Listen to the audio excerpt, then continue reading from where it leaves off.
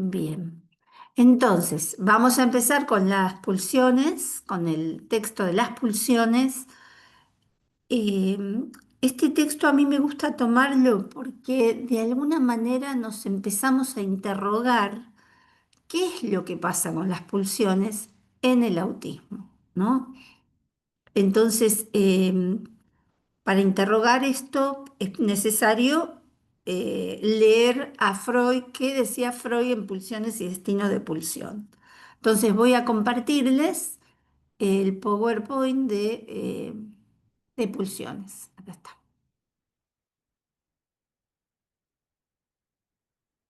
Bien, esperen que le tengo que poner así. Bueno, bien, ahí lo ven bien. Sí, Ustedes sí, saben se que, ve. genial, genial. Ustedes saben que es un texto que Freud escribe en 1915. ¿No? Él igual ya venía hablando de pulsión, ya hasta en tres ensayos nombraba la pulsión. Pero en 1915 él va a profundizar en el concepto y es un concepto tan importante para el psicoanálisis que divide, podríamos decir, las aguas entre lo que es psicoanálisis y lo que no lo es. Para el psicoanálisis, el concepto de pulsión es un concepto fundamental. O sea, si estamos hablando en psicoanálisis, hablamos de pulsión, no hablamos de instinto. Por eso, en la definición, Freud dice que es un concepto límite. Pulsión como concepto límite. Tengan en cuenta, bueno, él dice como concepto límite entre lo anímico y lo somático. Pero también podemos ir más lejos y pensarlo como un concepto límite entre lo que es el campo del psicoanálisis y lo que son otros campos epistémicos, ya sea biología, medicina, fisiología, ¿eh? La pulsión, podríamos decir, es un concepto propio del psicoanálisis. Eh, Por ejemplo, otros campos se habla de instinto. En la biología, por ejemplo, la zoología, plantean el instinto animal. Bueno, nosotros, los, los humanos, los seres parlantes, perdimos ese instinto. Perdimos lo que es la orientación instintiva. Perdimos lo que es la orientación que tienen los animales, por ejemplo. Eh, la perdimos, pero de manera radical, radical, porque por ejemplo eh, es increíble, bueno, lo más notorio, por ejemplo, es el tema del olfato. A Freud le interesaba mucho todo lo que era plena época de toda la corriente evolucionista, el darwinismo, todo eso que a Freud le interesaba mucho ver algo de esto y claramente cuando el hombre adopta la postura bípeda y se levanta del piso, por así decir,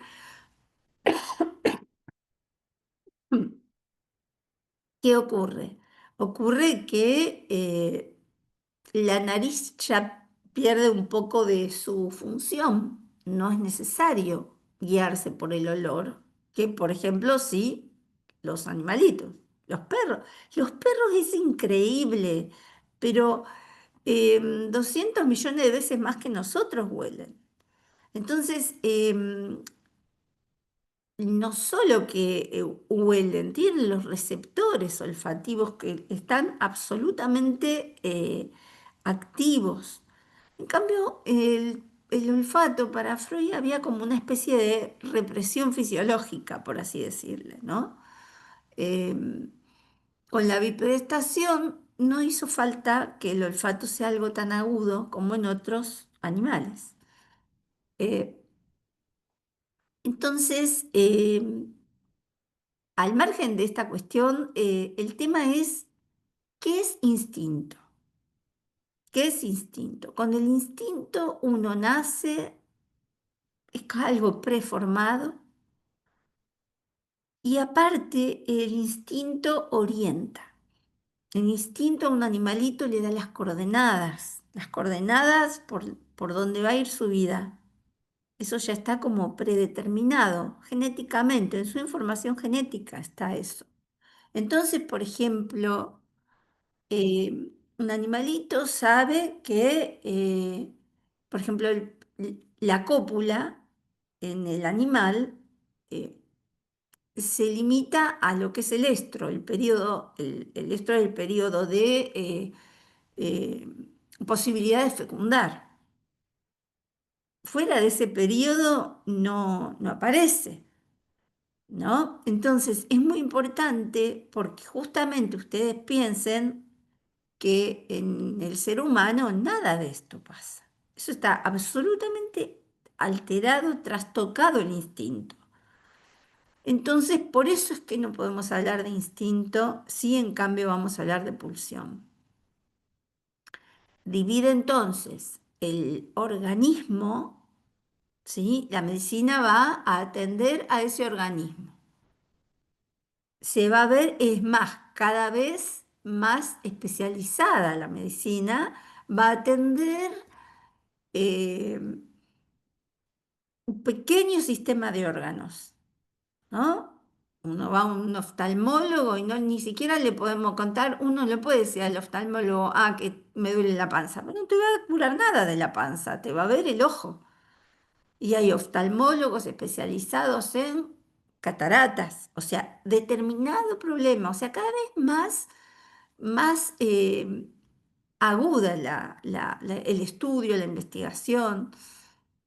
Ese es el organismo y la medicina se las ve con ese organismo. El psicoanálisis, en cambio, no atiende un organismo, atiende un cuerpo libidinal, un cuerpo marcado por la pulsión, marcado por zonas erógenas, un cuerpo que está delimitado por zonas erógenas. Y esos bordes son bordes pulsionales, que por supuesto se constituyen. Entonces, podemos decir, a veces se constituyen bien, a veces se constituyen mal y a veces no se constituyen. En casos graves, por ejemplo, yo les he contado alguna vez ejemplos de chicos con autismo en los que se golpean incesantemente hasta hacerse lastimar y no acusan dolor y no hay nada que pare ahí. Eh, entonces, que uno realmente tiene la impresión de que como si ese niño no tuviera un cuerpo. Claro que tiene un cuerpo, tiene un organismo, obviamente. O sea, porque ese niño, qué sé yo, se le hace una caries y va a tener que ir al dentista que le arregle la muela, por ejemplo, pero eso es organismo. O le duele la panza y va a tener que ir al gastroenterólogo a ver qué le pasa en la barriga. Pero eso es organismo. O sea, tiene ese cuerpo orgánico, pero estaría faltando ese otro cuerpo que se constituye a través de una operación psíquica. Se constituye juntamente con la constitución del yo. Ese cuerpo se constituye cuando se constituye el yo. Aparece la constitución del yo, nos marca la posibilidad de un cuerpo unificado. Eso que antes de la constitución del yo había una cuestión pulsional, caótica, fragmentada, ¿no? Pulsiones parciales, cuerpo fragmentado. Con la constitución del yo, ese cuerpo se unifica. Se unifica, ¿sí? Pero aparte, aparece en cada cuerpo la delimitación de estas zonas erógenas. Esto también se constituye. Eh, entonces, decíamos, el organismo tiene que ver con ese cuerpo orgánico, con las fibras nerviosas, con los músculos, con los órganos, ¿no? El cerebro, el hígado. Y la medicina atiende a eso. En cambio, fíjense la diferencia, por ejemplo, yo me acuerdo de un paciente, un paciente del Borda, que era un paciente psicótico, que él tenía, miren la representación aberrante que tenía de su cuerpo, ¿no? Porque él lo que decía era que em, él se señalaba la parte abdominal, ¿no? Y él decía, acá hay una familia de repollitos y están todos peleándose. Se dan trompadas, se dan patadas. Bueno, es su representación, podríamos decir, de ese cuerpo que logró constituir, obviamente de manera anómala. Fíjense la representación que él le daba. Absolutamente aberrante, porque aparte este pobre hombre tenía dolores y clínicamente está 2 por 3 terminaba en clínica médica, pero por sus dolores de abdominales, ¿no? Y no le encontraban nada, pero es interesante pensar que el dolor se constituía también dentro de lo que para él era una lucha entre miembros de una familia de repollos. No sabemos ese significante, de dónde viene, por qué constituyó eso en en su psiquismo, ¿no? Pero, pero lo cierto es que cuando los médicos iban a ver ese organismo, no encontraban ninguna anomalía, ninguna alteración, nada que explique el dolor del paciente. Eh, Obviamente que desde el psicoanálisis se explica entonces cómo constituyó ese cuerpo de manera tal que había una lucha, que podríamos pensarlo como que esa lucha es esa lucha encarnizada que se produce, que probablemente haya sido también eh, la lucha, el conflicto entre las pulsiones yoicas y las pulsiones sexuales. Si pensamos perdón, si pensamos en términos de la primera, digamos, la primera teoría de las pulsiones, ¿no? Em, y que puede ser que a partir de este conflicto, este sujeto haya desencadenado lo que fue después su psicosis, ¿no? Em, Quedando constituido así entonces un cuerpo con esta idea, fíjense, ¿no? Bueno, también podríamos otro cambio, ¿no? En la biología se habla de macho o hembra.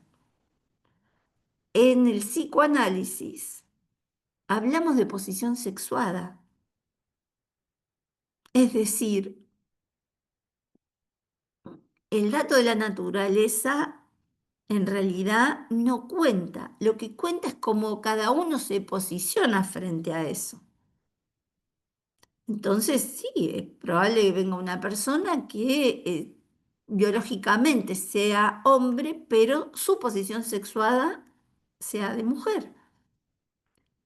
Eh, Aparte, como les decía antes, esto sí que es muy importante y sobre todo para pensar el tema del autismo. Ese cuerpo se puede tener o no tener. No solo se asume la posición sexuada, sino que también se produce la asunción del cuerpo. Uno constituye ese cuerpo. Es decir, termina el cuerpo nuestro, cuando decimos me duele la cabeza o me duele, ese cuerpo es un cuerpo de representaciones, es un cuerpo simbólico. El cuerpo que se paraliza en la histeria es este cuerpo, el del psicoanálisis, para decirlo de un modo metafórico. Es un cuerpo que es el cuerpo de representaciones, lo que está lesionado. Entonces, cuando las pacientes histéricas de la época de Freud iban, por ejemplo, con una parálisis, y sí, no, los médicos que se centraban en los datos de la biología no encontraban nada que justificara la parálisis.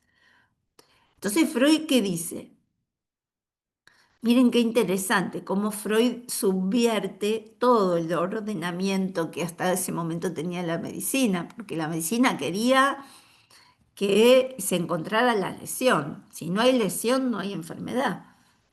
Y Freud muy inteligentemente planteó, lo que está lesionado en la histeria es el cuerpo de representaciones. La lesión está alrededor de eso, de ese mundo simbólico de representaciones corporales.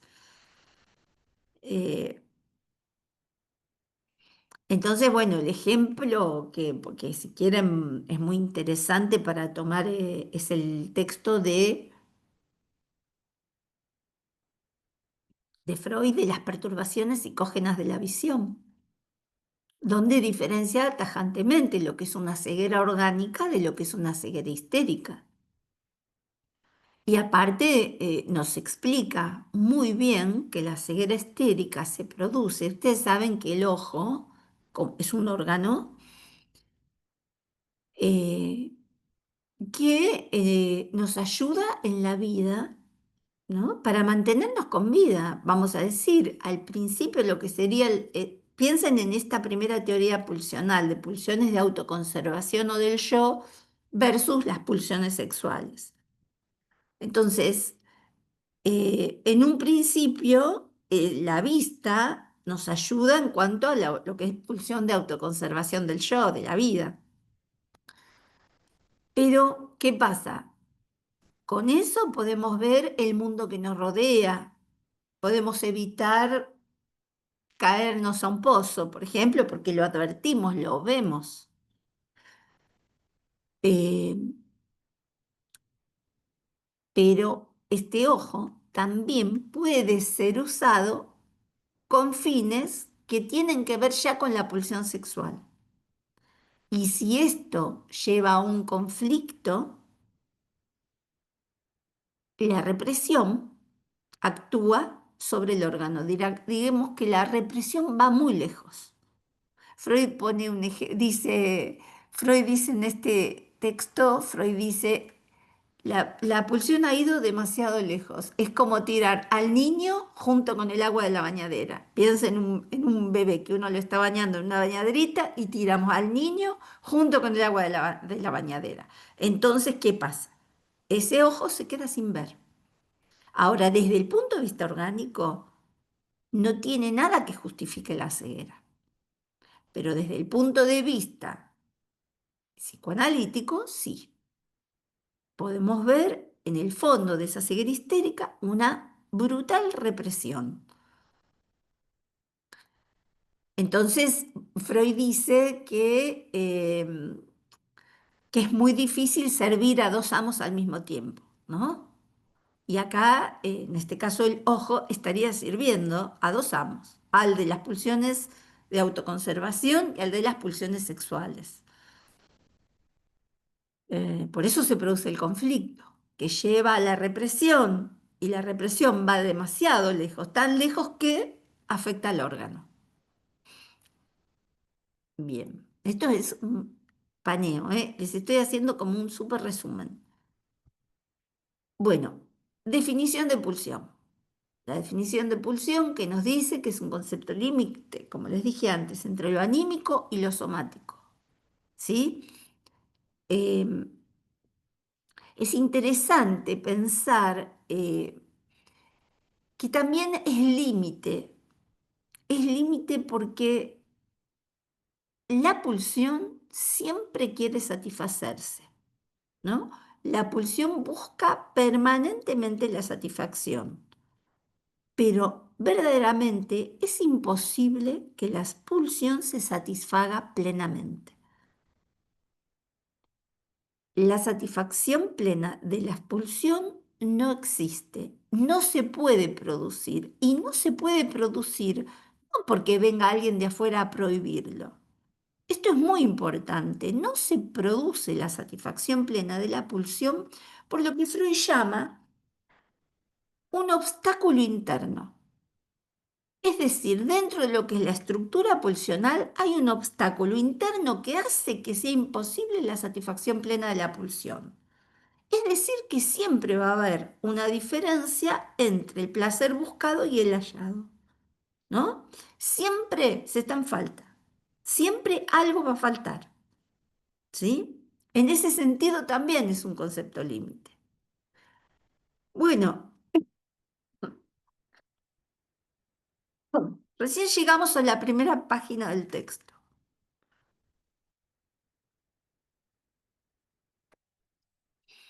Entonces, Freud enseguida diferencia los estímulos pulsionales de los estímulos que provienen del exterior. Los pulsionales son lo que antes llamaba estímulos endógenos. ¿Se acuerdan cuando vimos el proyecto? Que también a la altura del proyecto él diferenciaba los estímulos endógenos de los estímulos exteriores. ¿Y qué decía? De los exteriores podemos huir, ¿no? Pero de los endógenos no, no podemos huir. Entonces acá Freud nos enseña una diferencia muy importante, que es por qué no podemos huir. Porque en la naturaleza del estímulo exterior está el hecho de que son una fuerza de choque, ¿no? Una fuerza de choque. ¿Qué quiere decir? Un choque. Choca y ya está. Entonces yo puedo huir de eso. Pero la pulsión, como estímulo endógeno que procede del propio interior corporal, es una fuerza constante. Es una fuerza constante, quiere decir, por eso no podemos huir, porque es como si ese estímulo de choque fuese constante. ¿Sí? ¿Se entiende el ejemplo? Eh, entonces ya no podés huir de lo que viene siendo una fuerza constante, ¿no? Entonces, ¿cómo en el proyecto, qué decía Freud? ¿Cómo se sale de este estado eh, de necesidad? Porque el estímulo endógeno es algo que no se puede, no hay manera de desembarazarse de él a menos que aparezca el otro de los primeros cuidados, con la acción específica. Acuérdense todo lo que vimos, vivencia de satisfacción, ¿no? Como el otro viene a poner, a remediar ese estado de indefensión, ¿no? Del cachorro humano. Eh, bien, ¿esto se entendió? ¿La diferencia entre los dos tipos de estímulos?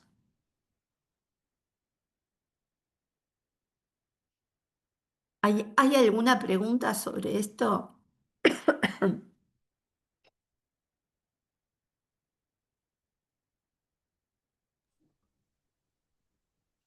No, no, se entendió Bien. perfecto. Ah, bien, bueno, gracias. Pasamos entonces a los caracteres de la pulsión.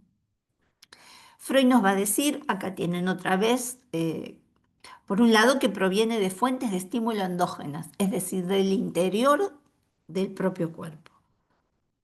Eh, Vean al cuerpo, escuchen esto del propio cuerpo, ¿sí? Porque justamente proviene del propio interior corporal y entonces ahí mismo lo va marcando. Este es el cuerpo que nos interesa en psicoanálisis. Es el cuerpo afectado por una pulsión que con esta pulsión y con lo que pase los avatares con los que se va a encontrar este cuerpo, eh, se van marcando, se van delimitando las zonas erógenas, por ejemplo. Ahora, esta pulsión, otro de los caracteres, es que emerge como una fuerza constante, lo cual la diferencia, como dijimos recién, de lo que es una fuerza de choque, una fuerza momentánea, un golpe, por ejemplo, ¿no? Porque de ese estímulo externo uno huye. Incluso podés huir hasta de manera refleja. La prueba de cuando nos quemamos con algo, automáticamente sacamos la mano del fuego o de lo que está caliente. Automáticamente, no es que razonamos, uy, debo sacar la mano del fuego. No. Y esa respuesta de huida motriz es la acción de huida es una acción motriz. Esa ni siquiera obedece a lo que es eh, el sistema nervioso central, porque es una respuesta refleja, ¿no? Entonces, como decía Freud, la pulsión es incoercible por acciones de huida, por todo lo que dijimos. Es decir, no podemos huir de ella. No hay modo de huir de la pulsión. No hay manera. Sí se puede remediar el estado de tensión eh, desde un inicio con la ayuda y la acción específica del otro de los primeros cuidados. Pero no huir, no hay manera. Como podemos huir del estímulo externo, de la pulsión no podemos huir. Es como si estuviésemos eh, condenados a vivirla y atrapados en esto. Entonces, ¿qué se hace con la pulsión? ¿No? Ahora vamos a ver. Siguiendo un poco el ordenamiento que Freud hace en este texto tan importante, Freud nos va a hablar del montaje de cuatro elementos que no pueden faltar. Si falta uno de estos ya no es pulsión, no estaríamos hablando de pulsión. El esfuerzo, que es ese carácter esforzante y constante. La meta, la meta de la pulsión es la satisfacción. La pulsión siempre está buscando satisfacerse. Claramente, siempre busca satisfacerse, ¿por qué? Porque en el fondo, por imposibilidad interna, no se satisface plenamente. Por eso está esto de siempre buscar satisfacerse. La fuente. ¿La fuente cuál es? La fuente es el propio cuerpo. Esto que dijimos recién. Y el objeto. Y acá tenemos eh, el elemento más variable de la pulsión. ¿Por qué? Porque el objeto no está prefijado de antemano, como por ejemplo cuando hablamos de instinto. El objeto, eh, el hallazgo del objeto es contingente y el objeto en sí es contingente y puede cambiar. El tema es que después, entre la pulsión y el objeto, se produce lo que Freud llama una soldadura. Esa tremenda unión entre la pulsión y su objeto no es que está prefijada por como en el instinto, sino que se adquiere, ¿no? A lo largo de la vida, contingentemente aparece este objeto al cual la pulsión, entre él y la pulsión se produce esto que Freud llama soldadura. Quedan íntimamente ligados. Eh, entonces, parecería un objeto inamovible, pero en realidad no es que, como en el caso del instinto, está predeterminado, sino que esto se va consolidando. Bien, y acá lo que más me interesa a mí, que son los destinos de la pulsión. Freud llama destinos de la pulsión a eso que hacemos contra esta fuerza pulsional. Claramente, cuando nos encontramos con un estímulo endógeno perturbador, porque es perturbador la fuerza constante, es absolutamente perturbadora. Entonces, ¿Qué hacemos frente a esta fuerza pulsional? Bueno, buscamos la manera de defendernos de ella. ¿Cómo nos defendemos? Los famosos destinos de la pulsión, que supongo que todos los habrán estudiado, el trastorno hacia lo contrario, la vuelta hacia la propia persona, la represión. La represión por ahí es el más estudiado. La represión es una defensa contra la fuerza pulsional en realidad. Por eso se reprime. ¿Por qué se reprime? Se reprime justamente para encontrar una manera de defendernos de esta fuerza constante. La sublimación, otro destino impresionante, porque la sublimación logra cambiar la meta de la pulsión. Entonces, de alguna manera se defiende de esta fuerza constante mediante, por ejemplo, la creación de una obra de arte. Eh, no es lo mismo una pulsión perturbadora que uno siente dentro del propio cuerpo que la creación de una sinfonía que, por ejemplo, puede ser para deleite de todos. Encima porque la sublimación tiene esa otra cara. No solo le sirve al que sublima, ¿no? En cuanto a defenderse de esa fuerza constante, sino que además sirve a los demás. Y por eso, bueno, son tan valoradas todas las manifestaciones de arte, en realidad, la música, la pintura, el teatro, eh, todo eso es absolutamente valorado. ¿Por qué valoramos eso? Probablemente porque cada uno también encuentra que eso fue una sabia forma de saber hacer con lo perturbador, ¿no?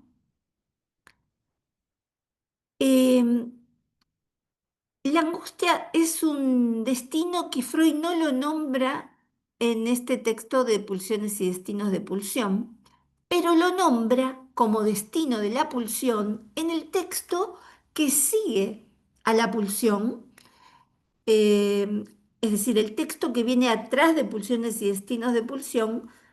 Parece que Freud se quedó corto con este, porque en este texto, ahora van a ver, Freud va a tomar nada más que los dos primeros destinos. Trastorno hacia lo contrario, la vuelta hacia la propia persona, que son los destinos, por así decir, más rudimentarios, ¿no? Más básicos, ¿no? Entonces, se parece como si el texto se hubiese quedado corto en realidad, que Freud decide hacer un nuevo texto, que es el que le sigue, en el tomo incluso, que es La represión, también del mismo año, 1915. Entonces, en este texto, La represión, va a hablar todo el texto de la represión primaria, la represión secundaria, el retorno de lo reprimido. Y en este texto de la represión, Freud nos dice que hay otro destino hay otro destino de la pulsión que es la angustia. La angustia, la transformación en angustia, de eso perturbador. Bien, vamos a hablar de los dos primeros destinos, ¿no? Para seguir el orden del texto. Freud nos va a decir que en esto, que es el trastorno hacia lo contrario, puede, de alguna manera puede estar referido tanto a lo que es la meta de la pulsión como al contenido mismo de la pulsión. En cuanto a la meta, Freud dice que lo que se trastorna, lo que se trastoca y cambia, muta, es la meta.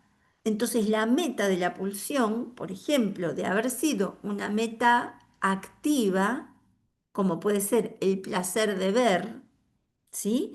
Pasa a ser una meta pasiva, es decir, hacerse mirar. Acuérdense de lengua, la voz pasiva, ¿no? Hacerse hacer, hacerse mirar. Esa es la voz pasiva, ¿no? En gramática.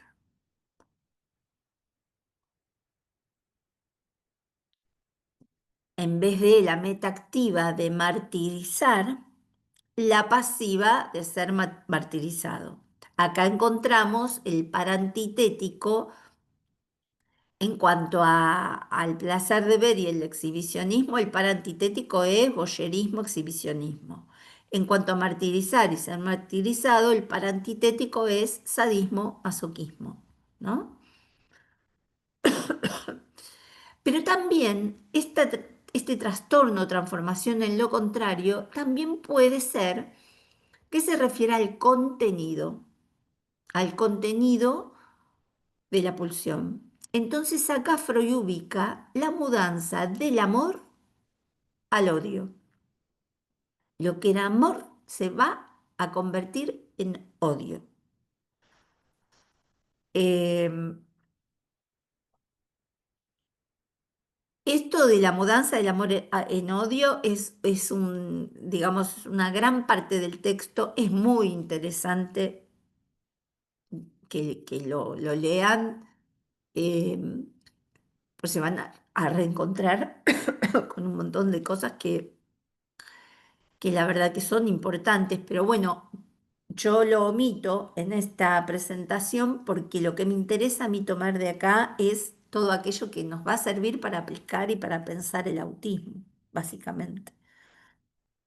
Entonces tenemos el otro destino, la vuelta hacia la propia persona. Y em, acá ya no hay un cambio de meta. La meta es la misma. Lo que acá cambia es el objeto. Es decir, en vez de tomar al cuerpo del otro como objeto, ¿sí? Este trastorno va a hacer que tome a mi propio cuerpo como objeto. Por eso dice Freud que en este sentido el masoquismo es un sadismo vuelto hacia el yo, ¿sí? Acá se entiende la vuelta hacia la propia persona. Freud para esta altura, para 1915, entendía el sadismo como algo primario, ¿no? Entonces el masoquismo, ¿qué era? Era ese sadismo vuelto hacia el yo, ¿no?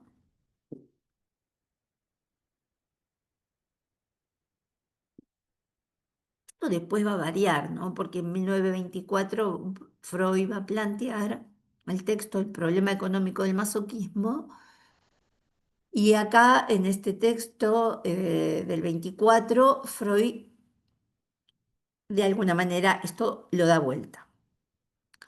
Eh, lo reedifica, lo reedifica. Ya lo vamos a ver porque ese es un texto que lo vamos a ver pronto. El problema económico del masoquismo es un texto fundamental, fundamental, que es un texto que escribe en 1924, por supuesto, luego de haber escrito Más allá del principio del placer. Es decir, todos los textos que Freud escribe a partir de 1920 ya tienen la pulsión de muerte como fundamental. Hasta este de 1915 no estaba todavía, pero bueno, que es la tercer teoría pulsional, pulsión eros y pulsión de muerte, ¿no? Bien, vamos entonces ahora a hablar de la represión, o sea, ya ahora pasamos al otro texto.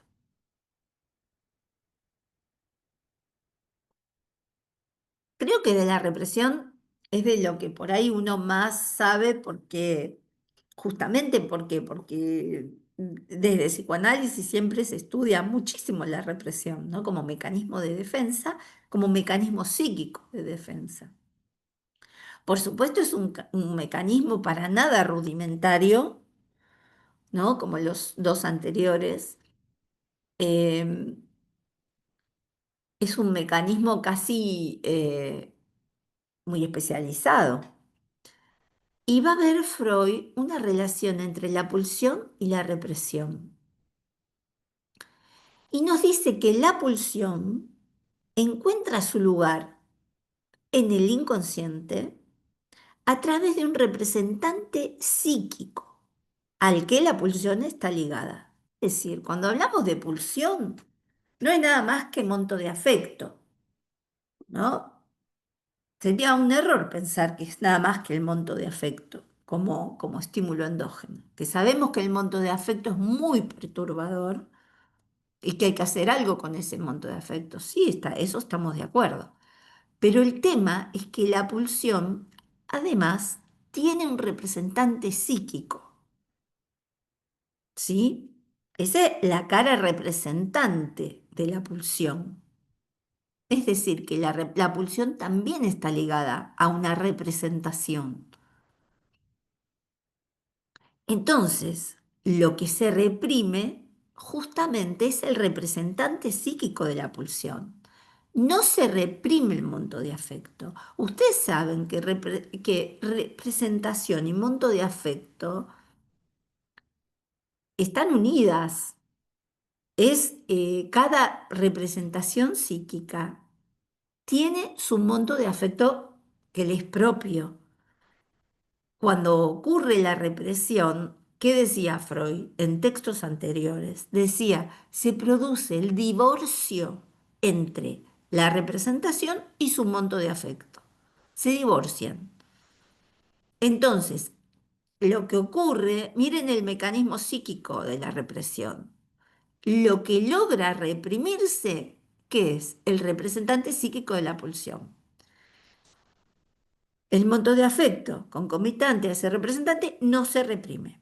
Es decir, que la pulsión no se reprime, va a permanecer y va a insistir en satisfacerse.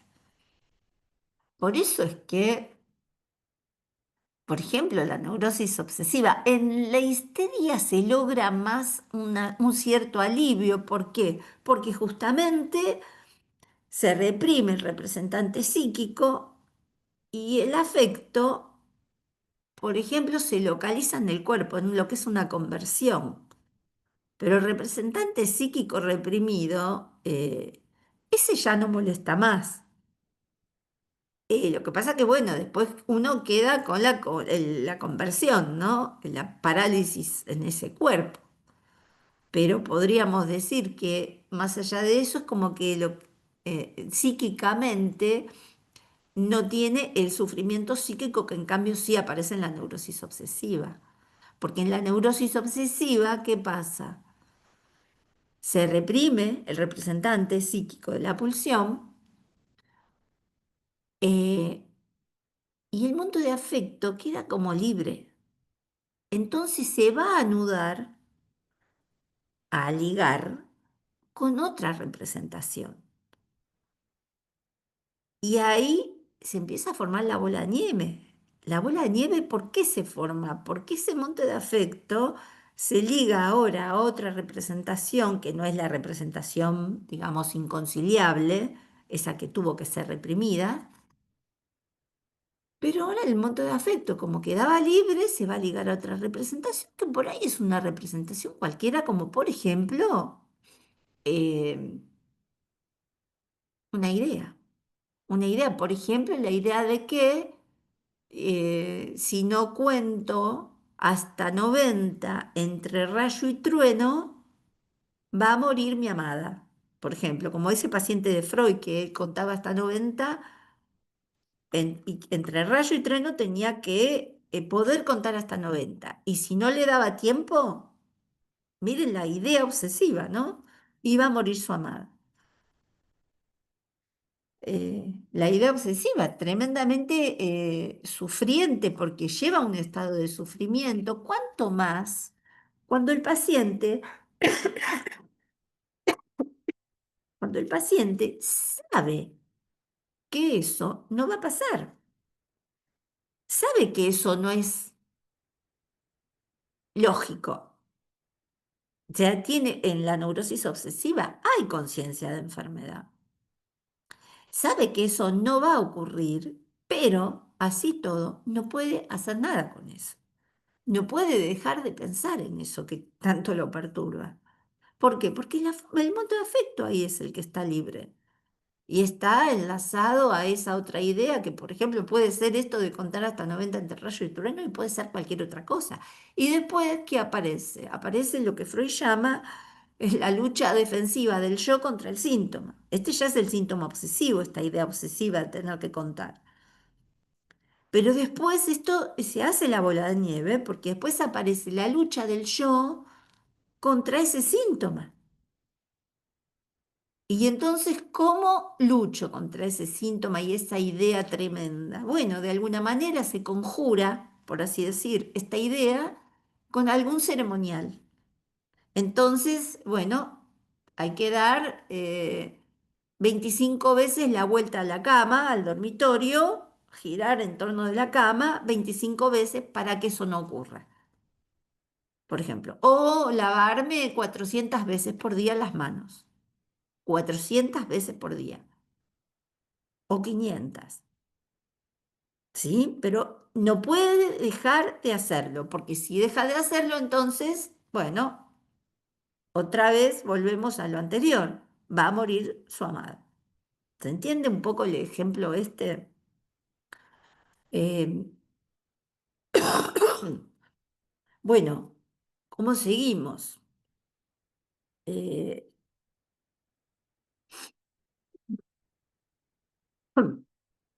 em, entonces tenemos que en realidad la pulsión como tal es irreprimible, irreprimible, no descansa. Por eso tampoco se le interpreta. Lo que sí podemos interpretar es la representación. La representación sí es interpretable, pero la pulsión, acuérdense que aparte supone el monto de afecto. Em, y acá tenemos otro problema teórico más, que es que no todo, no toda la pulsión va a estar ligada a un representante psíquico.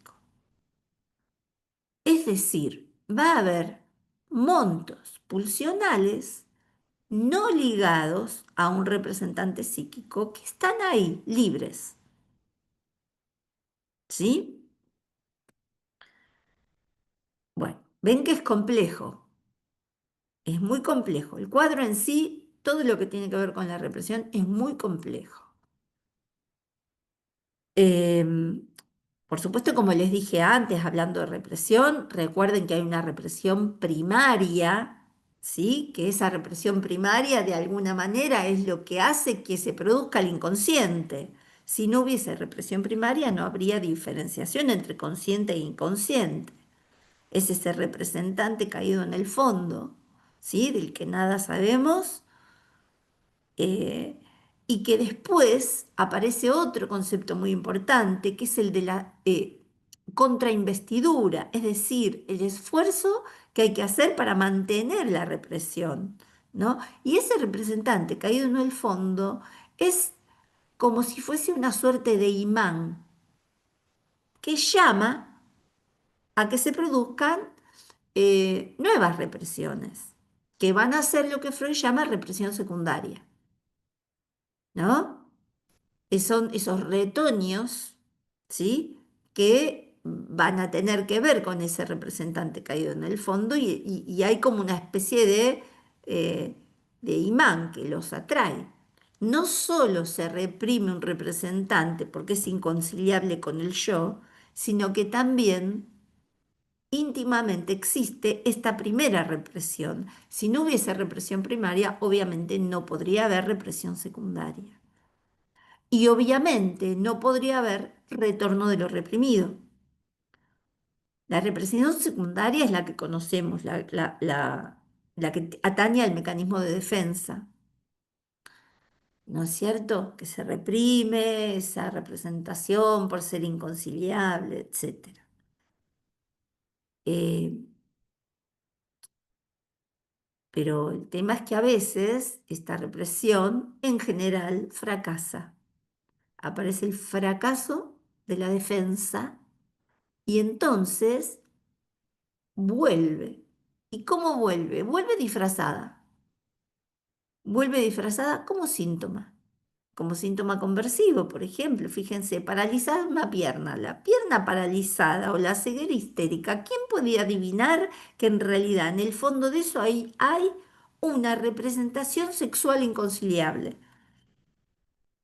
¿Encuentran en eso el disfraz? Es una formación sustitutiva que dice algo, pero oculta también otra cara.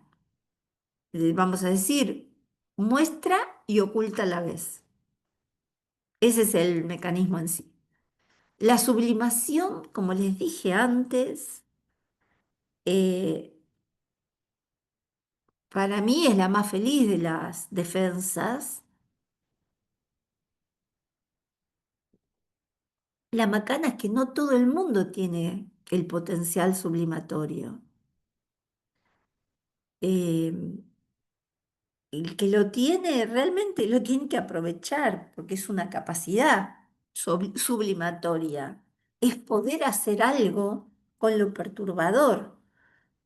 Y poder hacer algo con lo perturbador puede ser, eh, ya les dije, todos los otros destinos, ninguno es lindo.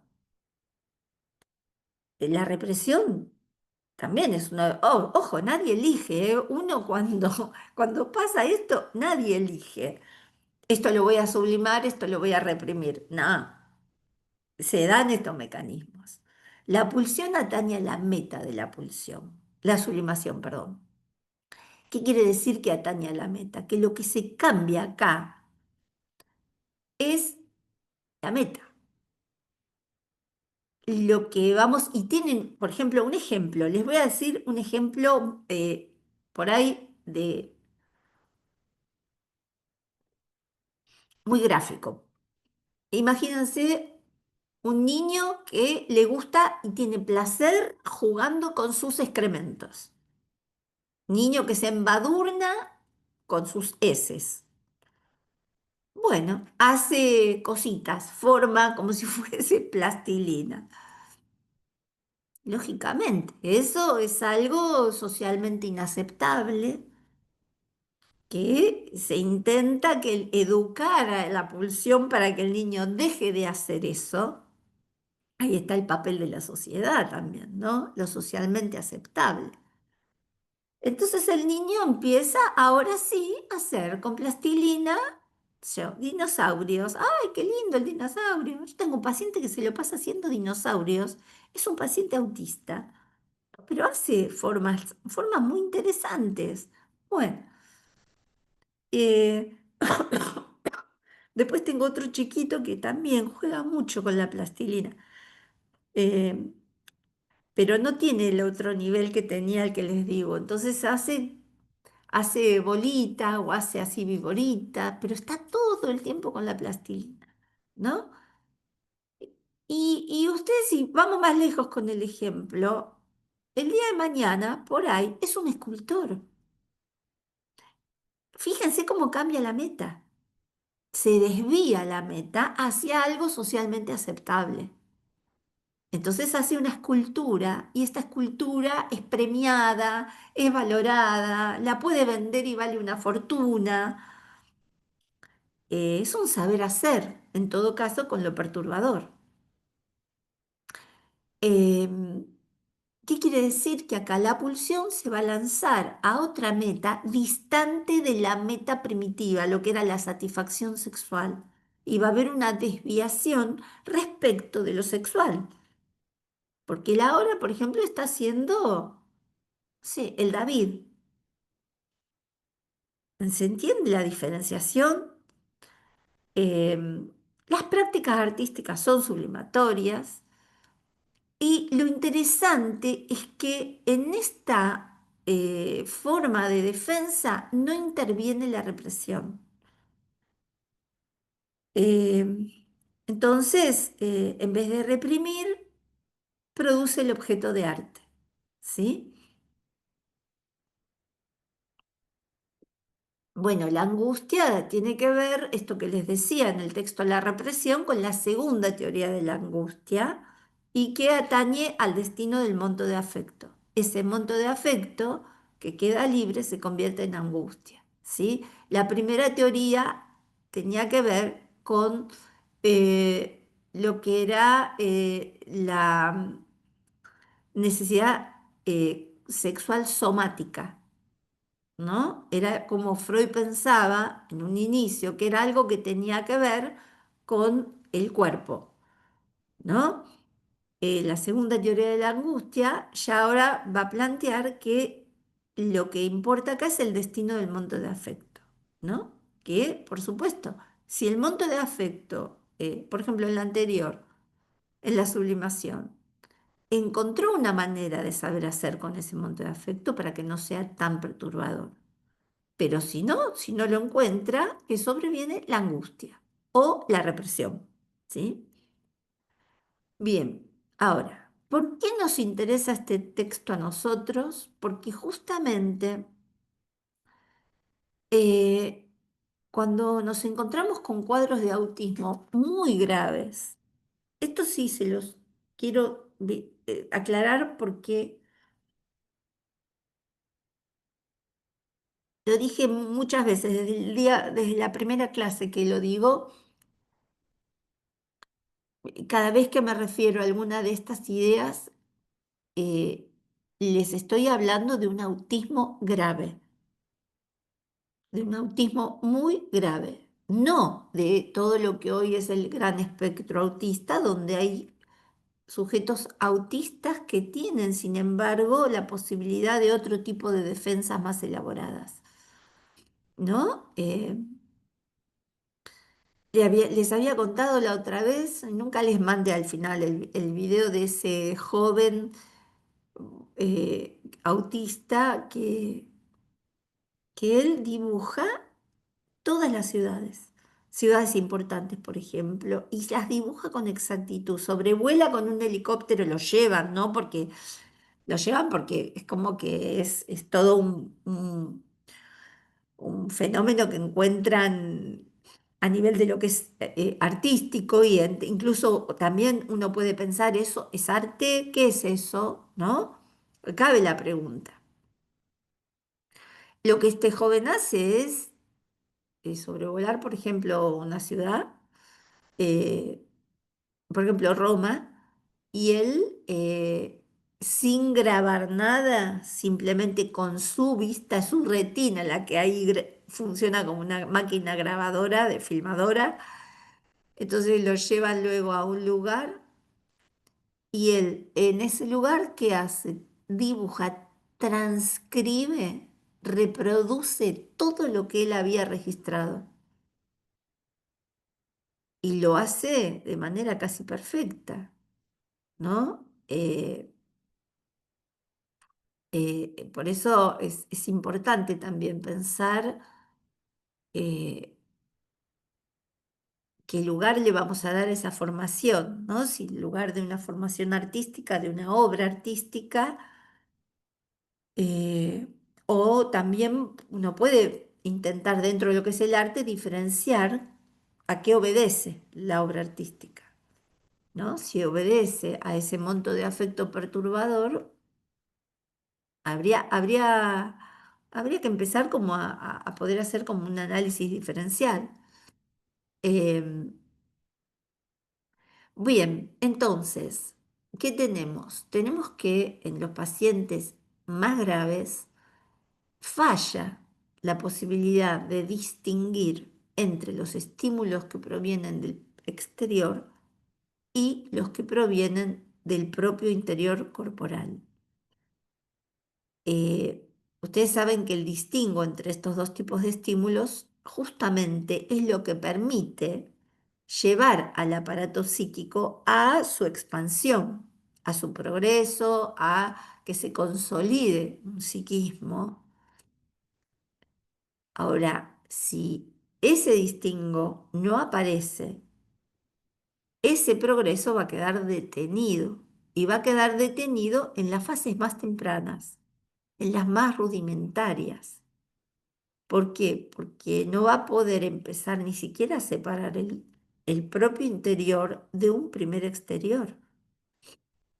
¿no? El niño que me toma la mano para que yo le abra la puerta, por ejemplo, pudiendo abrirla él con su mano, no, no advierte que esa mano que él agarra no es de él, es mía, pero él la agarra como si fuese un apéndice de la suya, ¿no? Eh, entonces acá es importante empezar a poder separar el propio interior de ese primer exterior, lo que tiene que ver con el eh, propio cuerpo, lo endógeno, lo que proviene de adentro y lo que no. ¿Por qué es tan importante esta distinción? Porque claramente, si yo no distingo esto, ojo que esta no tiene que ser tampoco una distinción consciente. Empieza la diferenciación y uno advierte que acá ya hay una diferenciación, por ejemplo, en la clínica con niños.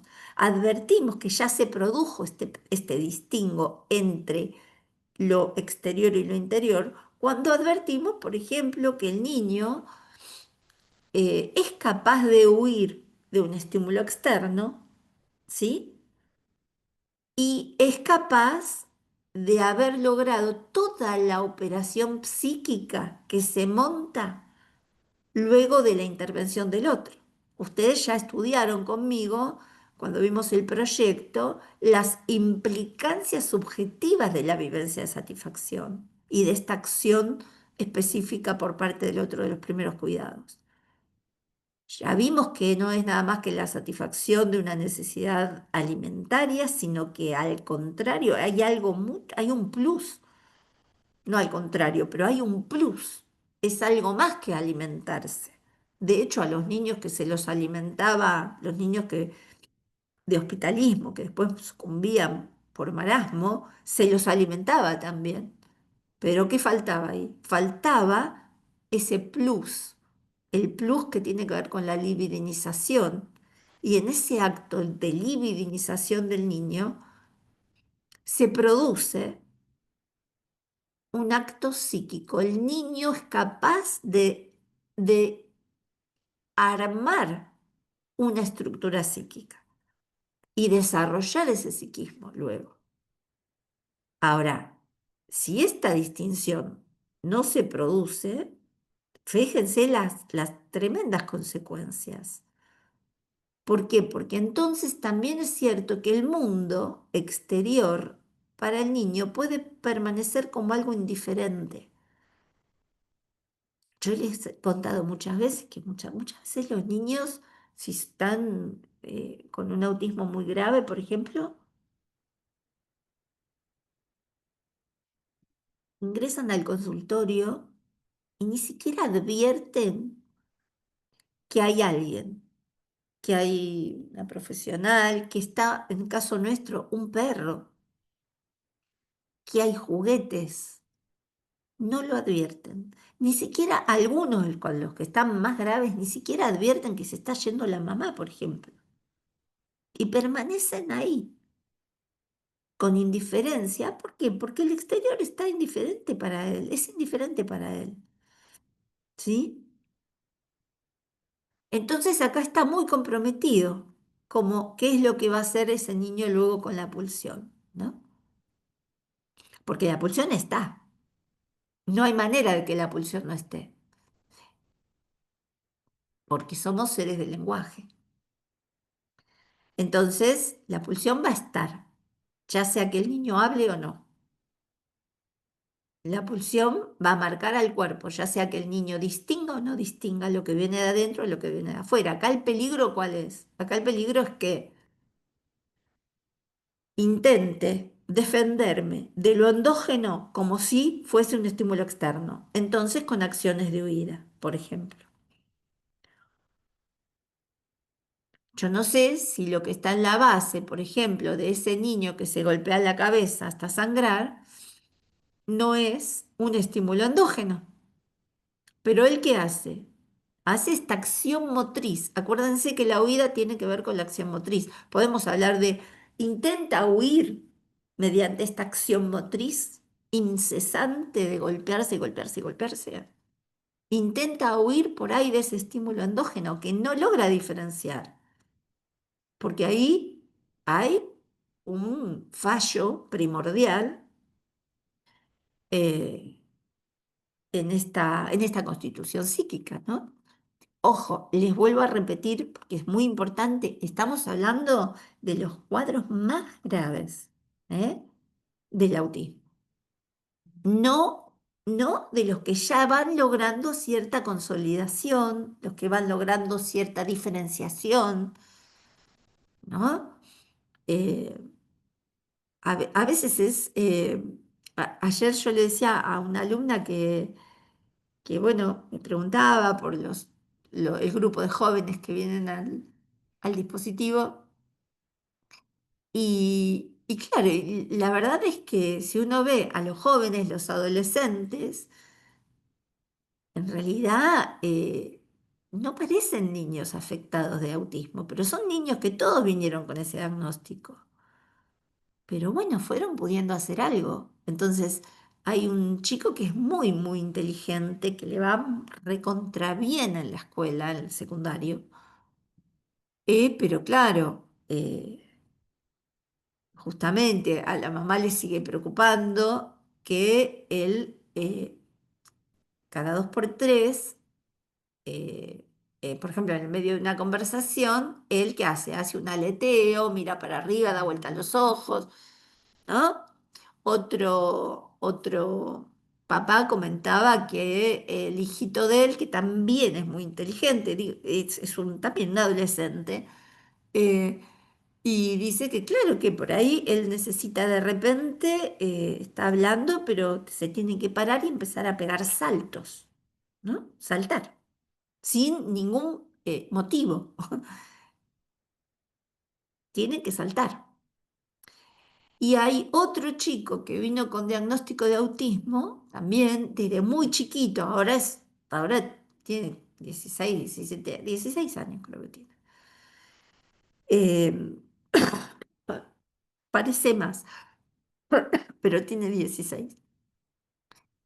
Y entonces él, también muy inteligente, eh, van a escuela normal, van a escuela común, estos tres chicos que les cuento.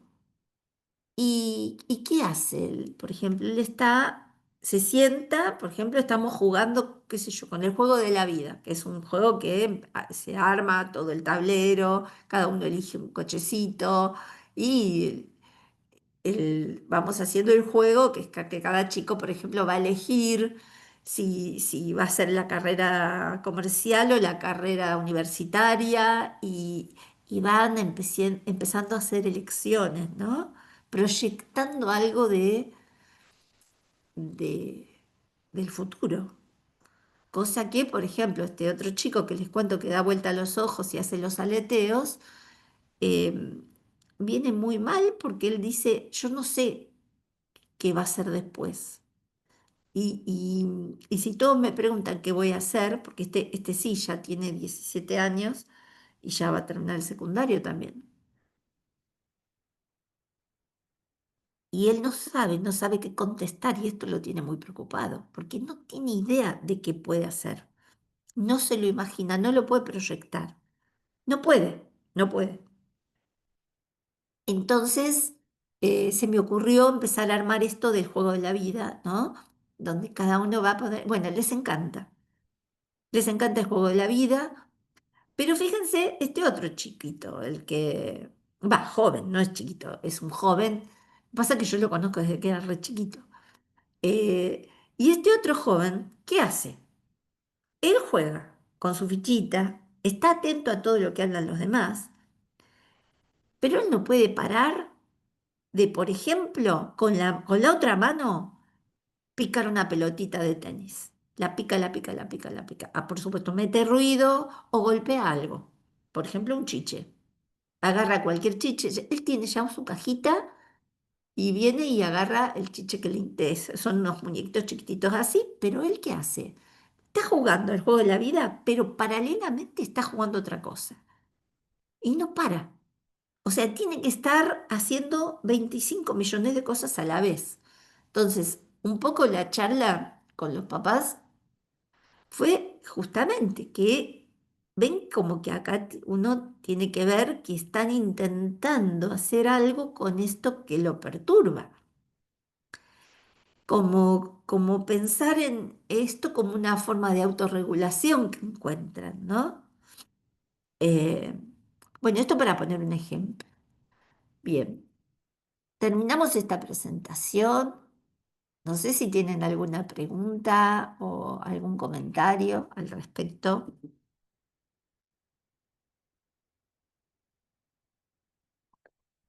Abran los micrófonos y a ver si podemos socializar un poco.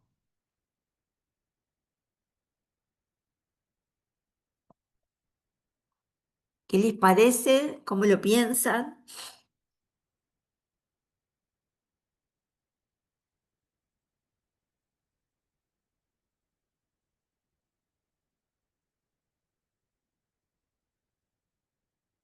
Bueno, hoy están muy inactivos todos.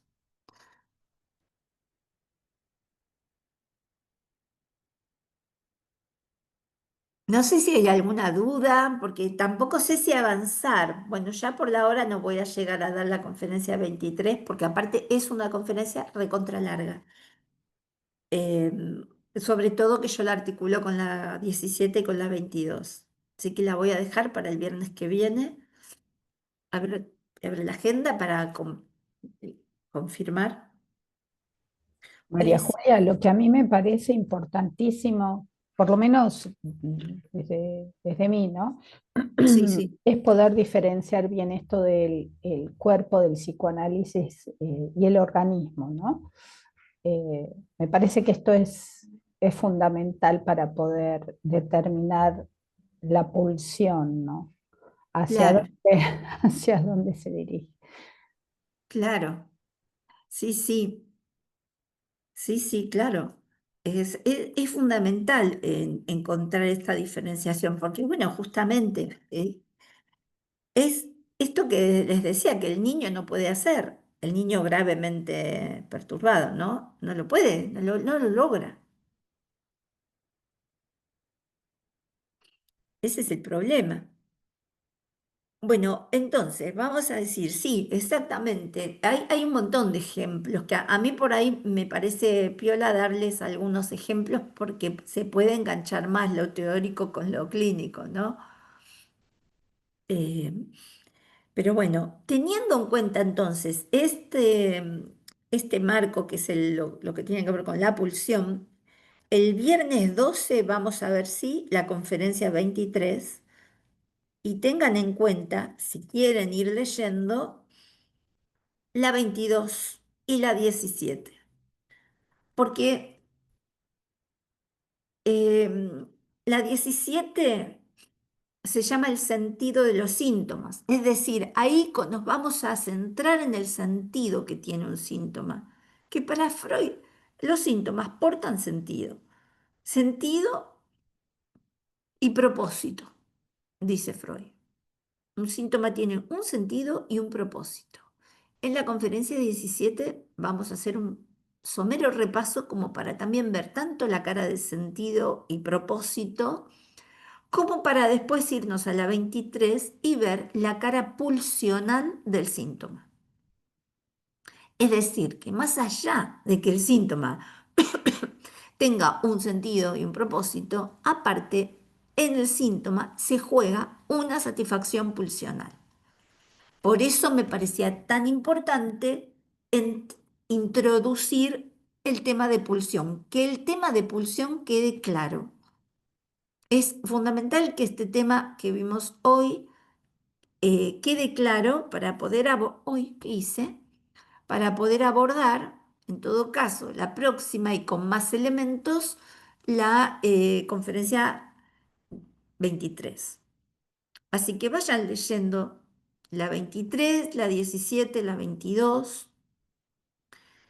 Y bueno, no sé si no tienen dudas, si quieren comentar algo, y si no, no sé, dejamos.